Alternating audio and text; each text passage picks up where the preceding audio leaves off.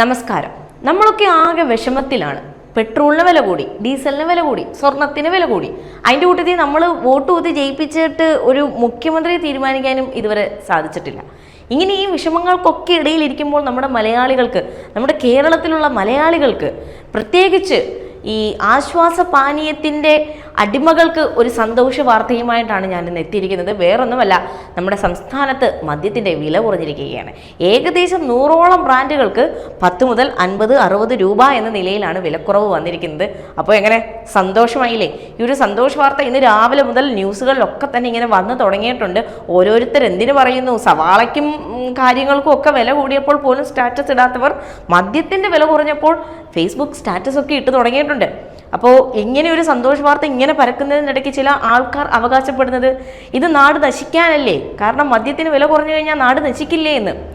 നിങ്ങൾക്ക് ഈ സാമ്പത്തിക ശാസ്ത്രം അറിയാത്തത് കൊണ്ടാണ് നിങ്ങൾ ഈ തരത്തിൽ വാദിക്കുന്നത്. കാരണം മദ്യത്തിന് വില കുറഞ്ഞു, അവിടെ സ്വാഭാവികമായിട്ടും എന്താണ് സംഭവിക്കുന്നത്? വിൽപ്പന കൂടുമല്ലേ. വിൽപ്പന കൂടിക്കഴിഞ്ഞാൽ എന്താണ്? ടാക്സ് കൂടും. ടാക്സ് കൂടിയാൽ എന്താണ് സംഭവിക്കാൻ പോകുന്നത്? നമ്മുടെ നാട്ടിൽ ഈ പറയുന്ന റോഡും പാലവും ഒക്കെ നല്ലതായിട്ട് വരും.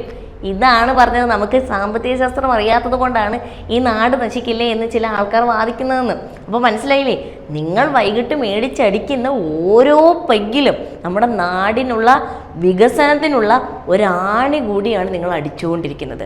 അതുകൊണ്ട് മദ്യപിക്കൂ. കാരണം മദ്യപിച്ചാലല്ലേ ഈ തരത്തിൽ നിങ്ങൾക്ക് ഈ നാട് ഉയർത്താൻ പറ്റൂ.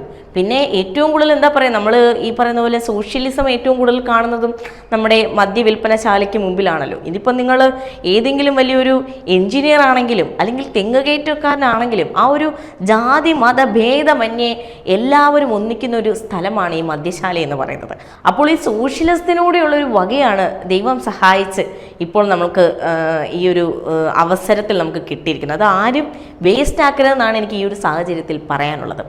കൂടാതെ ഈ ഒരു മദ്യ വിൽപ്പന കൂടിയ സ്ഥിതിക്ക് ഇതൊരു കുടുംബക്ഷേമ പദ്ധതി എന്നുകൂടി നമുക്ക് വേണമെങ്കിൽ പറയാൻ സാധിക്കും. കാരണം എന്താണ്, ഏറ്റവും കൂടുതൽ ഗൃഹനാഥന്മാർ വഴക്കിടുന്നൊരു കാര്യമാണ് ഒന്നിനും തികയുന്നില്ല, ക്യാഷ് ഒന്നിനും തികയുന്നില്ല എന്നുള്ളത്.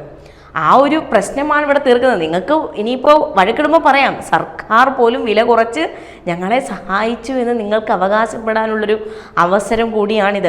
പിന്നെ കൂടാതെ എന്താണ്, മദ്യപിച്ച് ഇതിപ്പോൾ എന്തെങ്കിലും വിലക്കുറവിന് കിട്ടുന്നത് കൊണ്ട് നിങ്ങൾക്ക് അളവിലും അധികം, അതായത് സ്ഥിരമായിട്ട് കുടിക്കുന്ന അളവിലും മീതെ നിങ്ങൾക്ക് കുടിക്കാൻ സാധിക്കും. സ്വാഭാവികമായും ബോധം പോകും.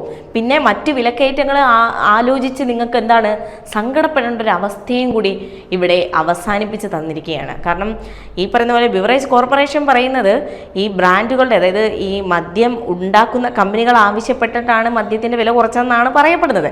കാര്യം എന്തോ ആയിക്കോട്ടെ, എന്നാലും ഇതൊക്കെ വന്നിരിക്കുന്നത് എല്ലാം കൊണ്ടും നല്ലതിനാണെന്നുള്ളത്. ഇനി ഇൻ കേസ് നിങ്ങൾ ഈ വെള്ളമടിച്ച് നിങ്ങൾക്ക് വല്ല കരൾ രോഗവും ബാധിച്ച് നിങ്ങൾ ആശുപത്രി കയറിയെന്നിരിക്കട്ടെ, മരുന്ന് വാങ്ങിച്ചുകൂടി നമ്മൾ സർക്കാരിനെയും നമ്മുടെ നാടിനെയും ഒക്കെ ഉയർത്താൻ സഹായിക്കണം. കാരണം മരുന്ന് വാങ്ങിക്കുമ്പോൾ മരുന്നിൻ്റെ വിൽപ്പന കൂടും, അതുവഴി വീണ്ടും ടാക്സ് കൂടുകയാണ്. ഞാനിപ്പോൾ ആദ്യം പറഞ്ഞ പോലെ തന്നെ നാടിൻ്റെ വികസനം അപ്പോഴും, അതായത് നിങ്ങൾ ആജീവനാന്തം മദ്യപിച്ച് നാടിനും നാട്ടുകാർക്കും ഒക്കെ ഒരു സൗകര്യമാണ് ചെയ്തു കൊടുക്കുന്നത്.